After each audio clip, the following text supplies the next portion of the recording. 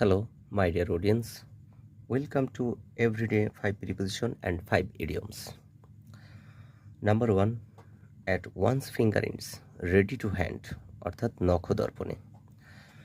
All these facts are at his fingers ends. সকল তথ্য তার নখদর্পণে বা তার হাতের নাগালে। তাহলে নখদর্পণে শব্দটা হাতের নাগালেও ব্যবহার করা হয়।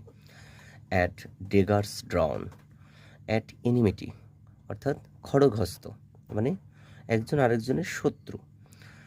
খড়গ শব্দের অর্থ তরবারি, খড়গহস্ত মানে হাতে তরবারি ধরে রাখা, বা আমরা এক্ষেত্রে ছুরি ব্যবহার করতে পারি। The two brothers are now at daggers drawn, দুই ভাই এখন ছুরির হাতে বা খড়গহস্ত। অ্যাট হোম, এটি খুবই গুরুত্বপূর্ণ একটি প্রিপোজিশন, মানে স্কিল্ড এবং দক্ষ। ইডিয়মস খুবই গুরুত্বপূর্ণ একটি ইডিয়মস, স্কিল্ড এবং যার বাংলা অর্থ দক্ষ এবং কমফোর্টেবল মানে আরামদায়ক। তো অ্যাট হোমটা খুবই আসে প্রতিযোগিতামূলক পরীক্ষায় বা অ্যাডমিশনের ক্ষেত্রেও। He is at home in mathematics, সে গণিতে দক্ষ বা সে গণিতে পাকা, এই অর্থে ব্যবহার করা হয়। Or I feel at home in your house, আপনার বাড়িতে আমি আরাম অনুভব করছি বা আমি আরাম পাচ্ছি। তো কমফোর্টেবলের ক্ষেত্রে অ্যাট হোম ব্যবহার করা হয়, এটা রেয়ার। অ্যাট লার্জ, ফ্রি বা স্বাধীন।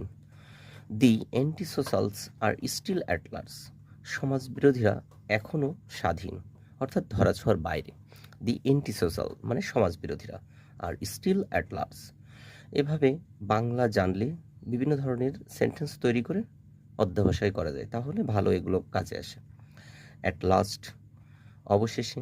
In the long run, I got my missing book at last, অবশেষে আমার হারিয়ে যাওয়া বইটি ফিরে পেলাম।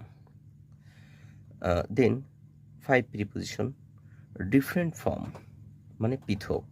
This book is different from that, এই বইটি ভিন্ন রূপের বা পৃথক। ডিফিডেন্ট অফ মানে সন্দিগ্ধ বা সন্দিহান। I am diffident of success, আমি সাফল্যের প্রতি সন্দিগ্ধ বা সন্দিহান। ডিসগ্রেস টু, কলঙ্ক। He is disgrace to his family, সে তার পরিবারের জন্য কলঙ্ক বা সে তার পরিবারের জন্য কলঙ্কিত। ডিসগাস্টেড উইথ অ্যাট, এই টাইপের প্রিপোজিশন দুটো একই সেন্টেন্সে ব্যবহার হয়, আমি গতবারও বলেছিলাম। I am disgusted with him at his conduct, তার আচরণের প্রতি আমি খুবই বিরক্ত, তার আচরণে আমি খুবই বিরক্ত।